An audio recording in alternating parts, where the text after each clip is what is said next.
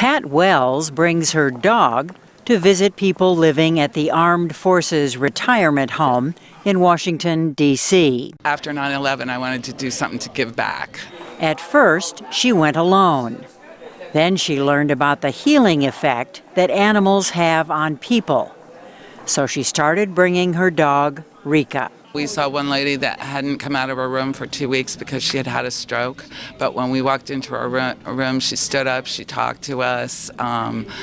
They said she hadn't been so happy in weeks. We visited with people that were getting amputations the next morning and were scared, but they smiled when we walked in their room.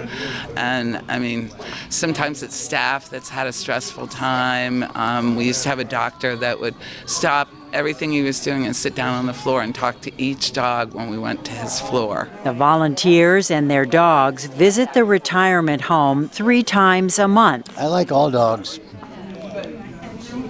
They're good friend. Recreational therapist Stephen Briefs says the dogs help the people he cares for.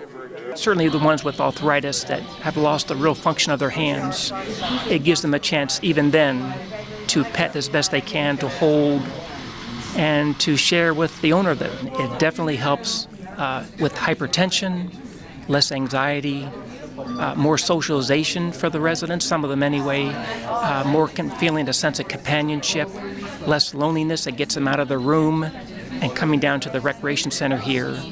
And all those things work together to make brighten their day, just at least for the one day. Volunteers like Tracy Bites say the visits also help their dogs. He loves being petted and he loves being around people, and it calms him down. It just makes me so proud to be able to share that aspect of his personality and to be able to witness the effect that he has on others.